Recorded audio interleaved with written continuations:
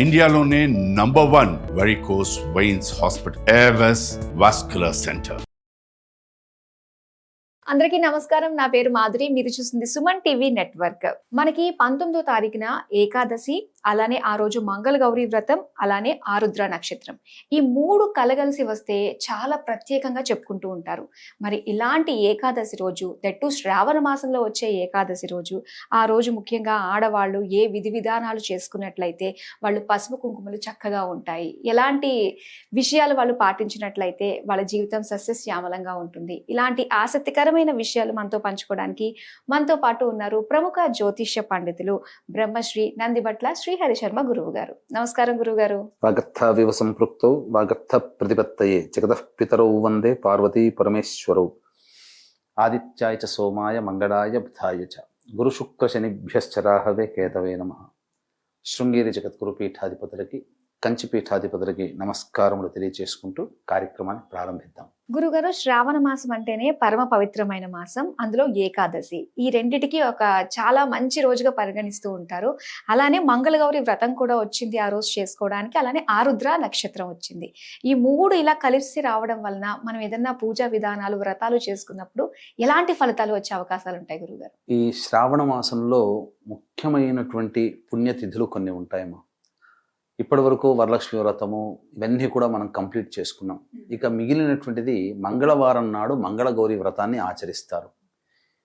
ఈ శ్రావణ మాసంలో ఆఖరి మంగళవారం 19వ తారీఖు రోజున. ఓకే. తర్వాత అదే రోజు ఏకాదశి కూడా అవ్వడం. శ్రావణ మాసంలో వచ్చేటువంటి కృష్ణపక్షంలో వచ్చే ఏకాదశి అజ ఏకాదశి అని అంటారు. ఇక తరువాత మరీ ముఖ్యంగా పరమేశ్వరునికి అత్యంత ప్రీతికరమైన మాసము ఏది అని చెప్పి పార్వతీ అమ్మవారు అడిగితే సాక్షాత్తు శివుని నోటి నుంచి వచ్చినటువంటిది శ్రావణ మాసం. కాబట్టి అటువంటి శ్రావణ మాసంలో ఏకాదశి పుణ్యతిథి రోజున శివుడి నక్షత్రం ఆరుద్ర నక్షత్రం కూడా కలిసి ఉండడం పరమ పుణ్యప్రదం, మహామహిమాన్వితమైనటువంటి రోజుగా చెప్పవచ్చు. ఈ ఒక్క రోజున గనక మనం మిస్ అయితే చాలా మిస్ అయినట్టే లెక్కమ్మ. కాబట్టి వీక్షించేటువంటి సుమన్ టీవీ ప్రేక్షకులు కూడా ఏమాత్రము అలసత్వం చేయకుండా ఈ ఒక్క రోజుని, ఈ శ్రావణ మాసంలో అతి పవిత్రమైన ఆఖరి మంగళవారం రోజున మీరు మిస్ కాకండి. ముఖ్యంగా ఉన్నటువంటి 3 విషయాల గురించి తెలియజేస్తాను. మంగళగౌరి వ్రతం అనేటువంటిది భర్త యొక్క ఆయురారోగ్యాలు పెంపొందించుకోవడం కోసం, అలాగే దీర్ఘ సుమంగళిగా ఎక్కువ సంవత్సరాలు భర్తతో కలిసి కాపురం చేసే విధానంగా ఆ అమ్మవారు అనుగ్రహించడం కోసం ఇది ఈ యొక్క మంగళగౌరి వ్రతాన్ని వివాహమైన మరుసటి సంవత్సరంలోనే మొదలు పెడతారు, లేదా వివాహమైన సంవత్సరంలో మొదలు పెడతారు. ఇక రెండవది, వివాహం కాని అమ్మాయిలు చక్కటి వరుడు లభించాలనేటువంటి ఉద్దేశంతో ఈ యొక్క కాత్యాయని వ్రతాన్ని ఆచరిస్తారు. కాబట్టి వివాహం కాని అమ్మాయిలు కాత్యాయని వ్రతం, వివాహమైన మహిళలకి దీర్ఘ సుమంగళికి ఈ మంగళగౌరి వ్రతం అనేటువంటిది ఈసారి చేసుకోవాలి, తప్పదు. మంచిగా చక్కగా చేసుకుంటే చాలా విశేషమైనటువంటి యోగం కలుగుతుంది. ఇక రెండవది ఏకాదశి అనేటువంటిది. సహజంగా మనకున్నటువంటి అనేక పుణ్యతిథులు మనకున్నాయమ్మా. ఈ ఏకాదశుల్లో ప్రతి నెల 2, సంవత్సరానికి 24, అలాగే అధిక మాసం వస్తే ఇంకో 2 ఏకాదశులు వస్తాయి, 26 అవుతాయి. అయితే ఈ యొక్క శ్రావణ మాసంలో వచ్చేటువంటి ఏకాదశి అనగా పౌర్ణమి ముందు వచ్చే ఏకాదశి, అమావాస్య ముందు వచ్చేటువంటి ఏకాదశికి, పౌర్ణమి ముందు వచ్చే ఏకాదశికి శ్రీధర అనే నామంతో గనక జపిస్తే పుణ్యఫలం. ఇప్పుడు మనకు 19వ తారీఖు రోజున వచ్చేటువంటి ఏకాదశి అమావాస్య ముందు వస్తుంది కాబట్టి జనార్దన అనే నామంతో విష్ణువుని కొలవాలి. కాబట్టి ఈ ఏకాదశి వ్రతాన్ని ఆచరించడం వల్ల కలిగేటువంటి ఫలితములు ఏంటంటే, ఉద్యోగం కావలసినటువంటి వాళ్ళకి ఉద్యోగం లభిస్తుంది. అలాగే ఏ పని ఎందైనా కానీ కష్టాలు పడుతున్నటువంటి వాళ్ళు అటువంటి కష్టాలన్నీ తొలగిపోతాయి. తరువాత ముఖ్యంగా పాపత్వము అనేటువంటిది జాతక రాశి నుంచి తొలగిపోతుంది, పుణ్యత్వం ప్రసాదించబడుతుంది, జాతకానికి బలం పెరుగుతుంది.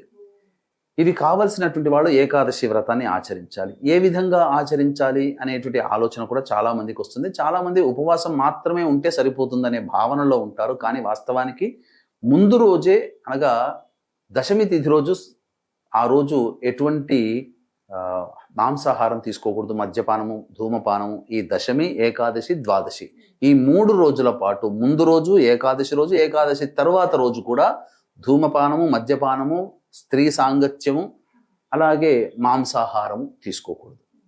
ఈ 3 రోజుల పాటు భూషయనం అనేటువంటిది చేసుకోవాలి. ఇక రాత్రి అనగా దశమి తిథి రోజు తెల్లారితే ఏకాదశనంగా రాత్రిపూట అల్పాహారం తీసుకోవాలి. ఇక ఉదయాన్నే లేవగానే కాలకృత్యాదులు తీర్చుకొని ఈ రోజున నేను ఏకాదశి వ్రతాన్ని ఆచరిస్తున్నాను, నాకు శక్తిని ప్రసాదించు మహాదేవ అని చెప్పి సూర్యుడికి నమస్కారం చేసుకోవాలి. తదనంతరం స్నానం ఆచరించిన తర్వాత సూర్యుడికి నమస్కారం, సూర్యాష్టకం 6 సార్లు పారాయణం చేసి చక్కగా ఇంట్లోనో లేకపోతే తులసి చెట్టు దగ్గరనో అష్టదళ పద్మం వేసి అక్కడ ఆ సంబంధించినటువంటి అష్టదళ పద్మంలో ఒక రాగి పాత్ర కానీ, రాగి చెంబు కానీ, లేకపోతే మట్టితో చేసింది కానీ, ఇత్తడితో చేసింది కానీ కలశం పెట్టి ఆ కలశంలో రావి ఆకులు కానీ, లేదా తులసి దళములు నిండుగా కానీ, లేకపోతే మామిడాకులు కానీ పెట్టి అందులో నీళ్లు పోసి అందులో సుగంధ ద్రవ్యాలు, జాజికాయ, జాపత్రి, యాలకులు, పచ్చకర్పూరం, లవంగాలు ఇలాంటి సుగంధ ద్రవ్యములు, కుంకుమ పువ్వు ఇవన్నీ వేసి అప్పుడు దాని మీద రావి ఆకులు లేదా మారేడు లేదా ఈ సంబంధించినటువంటి తులసి ఆకులు కూడా పెడతారు కదా, దాని మీద ఒక రవిక బట్ట పెట్టి ఆ రవిక బట్ట మీద విష్ణు ప్రతిమను పెట్టి అప్పుడు షోడశోపచార విధానంగా పూజ చేసి విష్ణు సహస్రనామ పారాయణం చేయాలి. చేసిన తర్వాత ఆ రోజంతా కూడాను ఉపవాసం ఉంటూ జనార్దనాయ నమః, జనార్దనాయ నమః, జనార్దనాయ నమః అంటూ నామాన్ని జపిస్తూనే ఉండాలి. ఎన్నిసార్లు వీలైతే అన్నిసార్లు. సాయంకాలం మళ్ళీ ప్రదోషకాల సమయంలో మళ్ళీ దీపారాధన చేసి విష్ణు సంబంధించిన దేవాలయానికి చేరుకొని నమస్కారం చేసుకొని రావి చెట్టు దగ్గర సాయంకాలం సూర్యాస్తమయం కంటే ముందే రావి చెట్టు దగ్గర ఆవు నేతితో దీపారాధన చేసి ఇంటికి రావాలి. ఆ రోజంతా ఉపవాసం ఉండి తెల్లవారి ద్వాదశి తిథి రోజున గనక ఇంట్లో వండినటువంటి పదార్థముతో చక్కగా అన్ని పదార్థం చేసి విష్ణుదేవుడికి నమస్కరించి నైవేద్యము పెట్టి తదనంతరం ఎవరికైనా బ్రాహ్మణుడికి ఆ కలశము వస్త్ర సహితముగా దక్షిణ దానము చేసి వీలైతే బ్రాహ్మడికి భోజనం పెట్టడం, లేదా స్వయం పాకం ఇవ్వడం, లేదా బంధువుల్ని ఇంటికి పిలిపించి భోజనాదులు పెట్టి, లేదా అతిథి అభ్యాగతులు ఎవరైనా కానీ ఆకలి కొని వారికి అన్నము దానము చేసి తదనంతరం ఆ భార్యాభర్తలు గనక తిని ఆ రోజుకి సంబంధించినటువంటి ఆ నియమాన్ని గనక విసర్జిస్తే ద్వాదశి తిథి రోజున సంపూర్ణంగా ఏకాదశి వ్రతాన్ని ఆచరించిన ఫలితము మనకు కలుగుతుంది. తద్వారా పాపత్వము నశించి పుణ్యము పెరుగుతుంది, జాతకంలో ఉన్న గ్రహ దోషాలు కూడా తొలగిపోతాయి, అన్నిటికంటే ముఖ్యంగా జీవించడానికి మార్గము బలపడుతుంది అని చెప్పవచ్చు. ఇక అన్నిటికంటే మూడవదైనటువంటిది ఆర్ద్ర నక్షత్రం ఏకాదశి తిథి ఉండడం. ఇది చాలా ఇంకా పరమ మహిమాన్వితమైనటువంటి పవిత్రమైనటువంటి రోజుగా చెప్పవచ్చు.